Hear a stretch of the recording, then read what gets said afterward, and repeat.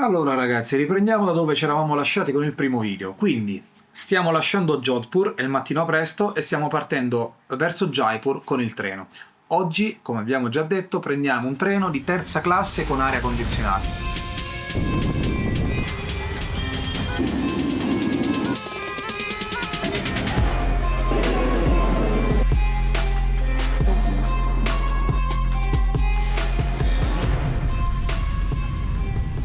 Oh, siamo in attesa del treno che ci porta a Jaipur e fighissimo qua perché arrivano praticamente carrettini con le bombole del gas che preparano cibo a manetta per tutti, però non ce la sentiamo di mangiarlo, anche se sembra invitante, devo ammettere, la preparazione è un po' meglio, però il prodotto finale sembra invitante. Adesso dobbiamo capire in quale carrozza siamo perché non è proprio chiarissimo qua, però mo si vede.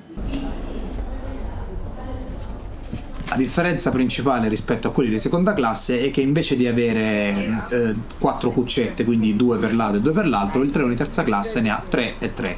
Non cambia assolutamente niente. Terza classe del nostro treno, sempre con l'aria condizionata, quindi comunque nella parte buona, eccetera. Questo non è un treno notturno, nel giro di giorno sono 5 ore da Jaipur a Jaipur e come sempre faremo il tour del bagno perché in questo momento. Allora, c'è un ventilatore qui, il bagno che non è il massimo dell'odore e il solito specchio, tranquillissimo, easy, niente di... ci sta, ottima cosa. Oggi abbiamo fatto un po' di peripezie, nel senso che siamo arrivati a Jaipur alle 4 all'incirca, il treno era in orario, nessun problema. L'unica cosa è che avevamo preso una nostra classica sistemazione un po' budget e non bene, nel senso era budget, palesemente non avevamo aspettative, solo che la strada per arrivarci era veramente lercia è buia, c'erano un sacco di cani randaggi, comuni di rifiuti, bambini che ti correvano appresso, era proprio... non metteva troppa sicurezza. E vi faccio vedere qui una foto presa dalla Street View di Google Maps che vi dà un po' un'idea di dove era l'Hotel Marcio. Al di là poi della strada per arrivarci, anche la struttura in sé era un po' tanto rustica. Abbiamo disdetto, abbiamo comunque lasciato qualche soldo per il disturbo, avevo preso un altro che tra l'altro è molto carina, un po' più lontano dal centro, però comunque niente. Vabbè ragazzi, cioè, tutte experience, cioè il backpacking è anche questa è la vera esperienza di andare lì cercando un po' il disagio. Vabbè, tornando a noi, la mattina dopo andiamo a visitare l'Amber Palace di Jaipur.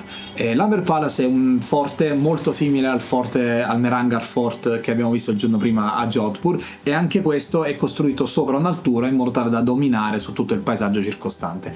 Anche qui era abitato dalla famiglia dei Maharaja Rajput.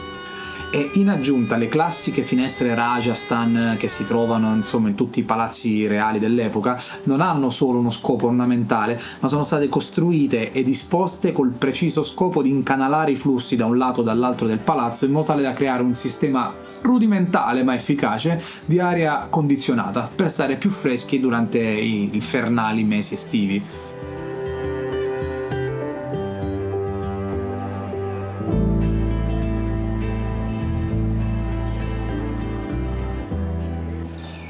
Mamma mia ragazzi, dall'inizio del viaggio che sto sognando questo momento, siamo da soli, c'è nessuno, non c'è nessuno, mamma mia, situazione incredibile, meno male. Che poi peggio delle città indiane e degli indiani sono i turisti europei, ti passano sopra, sono dei carri armati, devono fare le foto, cinquantenni incazzati con i loro telefoni, pronti a mandare foto a nipoti, eccetera. È terribile, ecco, stanno arrivando delle persone come non detto, vabbè. Allora, siamo nei sotterranei dell'Amber Palace che praticamente collegano a quell'altro forte, vabbè poi vi lascio una foto così capite un attimo, che è abbastanza distante in realtà, quindi se hanno scavato sottoterra per tutta questa distanza è veramente ammirevole. Ovviamente questo, come tutti i tunnel segreti, lo usavano per scappare dai nemici. Una cosa che non vi ho detto è che noi per tutta la giornata di oggi, che vi sto raccontando, abbiamo comprato i servigi di Mod, un simpaticissimo autista di tuk-tuk che ci ha letteralmente scarrozzato ovunque dalla mattina alla sera. Mod è questo signore qua. Quindi, dopo la nostra visita all'Amber Fort, lui ci consiglia di vedere un altro stepwell lì vicino e anche un tempio induista, e direi che anche se non erano nel nostro programma, lui penso ne sappia abbastanza più di me e quindi decidiamo di dargli retta.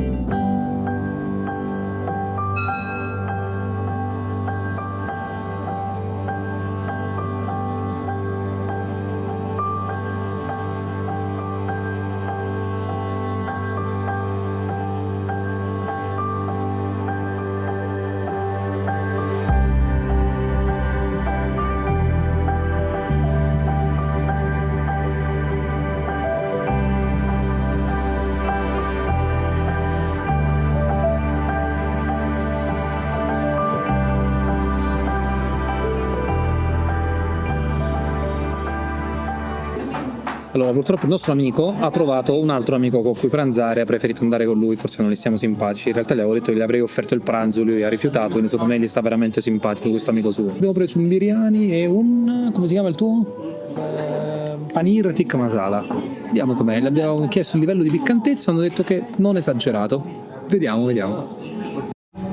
Allora, questo è il biryani, questo è mi scordo sempre, il paneer tikka masala, che è questa specie di formaggio. No, il paneer è una specie di formaggio, e questo è il pane tandoori. Sembra tutto molto buono. Allora, era tutto eccezionalmente buono, veramente buono. Il paneer è una cosa bella cremosa. Abbiamo detto medium spicy, vabbè, probabilmente medium spicy secondo i suoi standard era una palla di fuoco, però buonissimo, veramente buonissimo, eccezionale. Dopo pranzo, il nostro fido guidatore mod ci dice che a Jaipur c'è una lunga e florida tradizione tessile che esporta in tutto il mondo, specialmente in Italia, in Francia e per i più noti marchi di moda.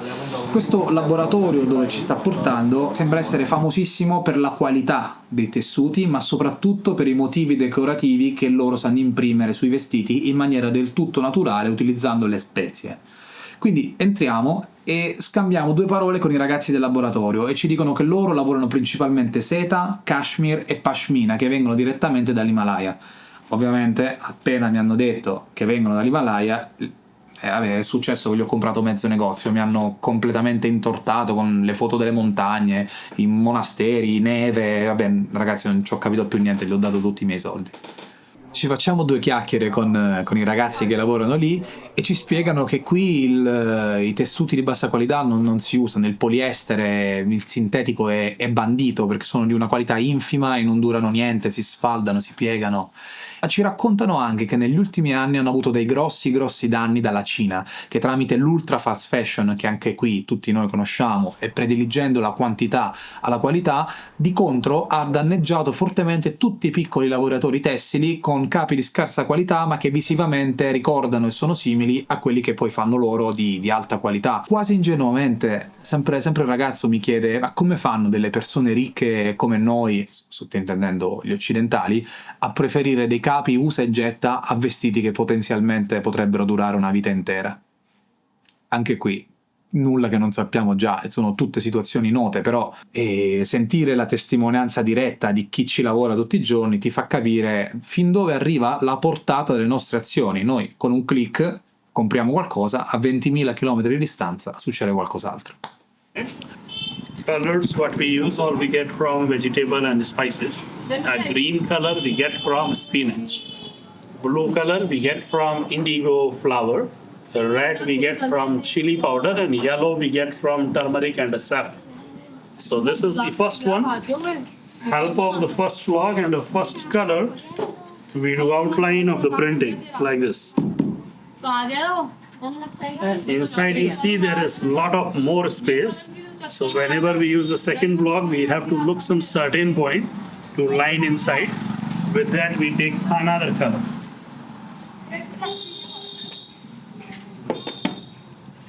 Like this we fix. Then we have a third block and third different color.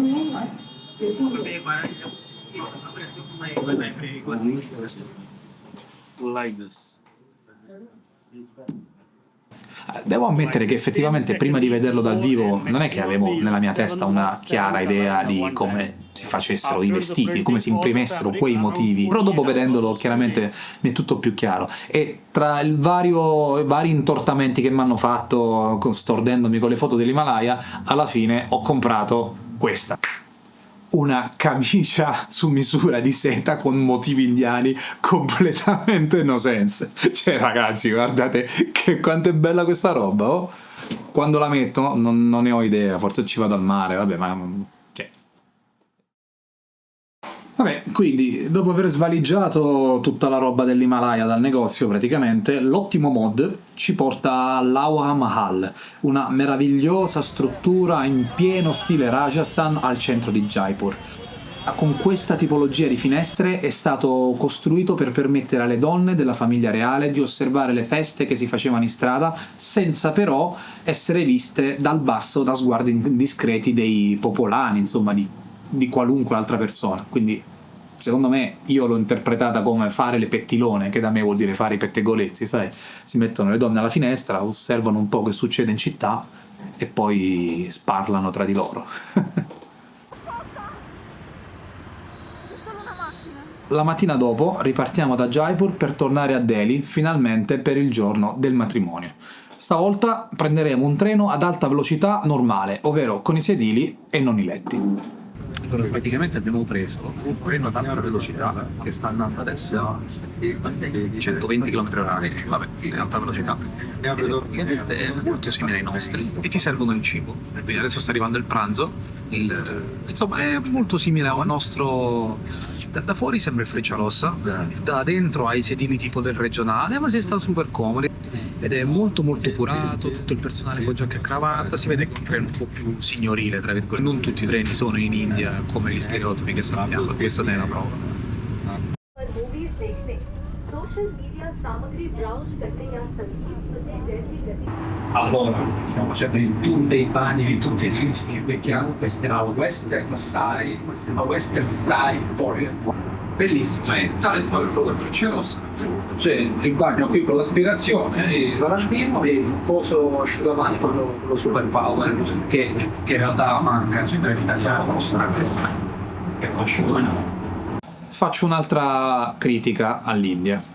Ma man mano che ci avviciniamo alla città, ecco che la bestialità dell'essere umano non tarda ad arrivare. Sono cumuli e cumuli di monnezza, plastica a non finire, come se fosse l'assoluta normalità, e la cosa più sconcertante è che è veramente la normalità. Parlando anche un po' con gli indiani, con locali, con amici, quello che ho notato è solo chi è stato all'estero che riconosceva di avere un problema con la monnezza nel proprio paese, e solo loro identificavano i cumuli di plastica come una cosa effettivamente sbagliata. Altri invece mi hanno dato una risposta che non mi sarei in realtà mai aspettato, ma che magari è anche vera, però sicuramente è un po' paraculo. Cioè, la risposta è: essendo l'India sovrappopolata con 1,5 miliardi di persone, i poverissimi non hanno lavoro e quindi tutti inquinano e buttano le cose in giro per permettere a chi non ha niente di raccogliere e tenere pulite le strade, creando per pochi centesimi ovviamente, creando di fatto dei posti di lavoro. Allora, tralasciando il fatto che non credo che questi spazzini improvvisati vadano a buttare tutto ciò che raccolgono nell'isola ecologica, però sinceramente mi sembra un ragionamento un po' troppo di convenienza. Vabbè, polemiche dell'immondizia a parte, siamo arrivati a Delhi con mezza giornata a disposizione. In fretta e furia passiamo di nuovo a un mercato e andiamo a comprare il vestito mancante per l'Haldi, che vi spiegherò dopo che cos'è, e con il tempo che avanza andiamo a visitare la tomba di Humayun. Smile at the camera. Namaste. Namaste. Mi hanno fermato perché loro c'è questo meme vivente che il loro presidente se la fa con la Meloni. Questa cosa va in giro da qualche mese, mi fa spaccare che escono i reel, i meme, e mi hanno fermato per questo. Sì ragazzi, allora per chi non lo sapesse, in India è assolutamente spopolata la Meloni con il meme con Modi, che è il loro primo ministro. Se aprite TikTok, Instagram, è letteralmente pieno di meme su loro due, che non so da dove è partita questa cosa, però dicono che praticamente se la fanno insieme e tutti ci scherzano su, e gli indiani vanno matti per questa cosa. Che grandi ragazzi indiani, ti fermano veramente per qualunque cosa. Poi questo del meme del loro presidente con la Meloni mi uccide ogni volta. E stanno lì, sono super curiosi, poi appena cacci una cosa che non è un telefono per fare un video, arrivano e ti chiedono Instagram, YouTube, TikTok, tutto quanto, e ti chiedono numero di follower, codice fiscale. Insomma, perché questa è proprio la moda, è un peggio dei calciatori in Italia, è una roba incredibile. Quindi concludiamo questo video andando a cena con altri amici dei nostri futuri sposi venuti da ogni parte del mondo. Ok, allora siamo incontrati a cena con altri 2 invitati del matrimonio, che sono uno della Russia e uno della Turchia. Adesso stiamo mangiando con un leochinetto di carne consegnato dallo sposo. E sono loro. Andrei e Melissa. E a cena ci sarebbero dovuti essere anche Amirali e Nazanin dall'Iran, solo che non sono riusciti a venire a cena per colpa della maledizione di Montezuma. Per chi non sapesse cos'è la maledizione di Montezuma, invito caldamente a cercare su Google.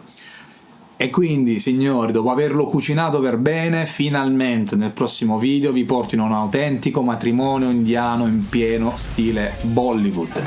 E gente che balla, cappelli strani, tradizioni una più allucinante dell'altra, il tutto in soli 3 giorni con tipo 500 invitati. Sarà un'esperienza unica nella vita.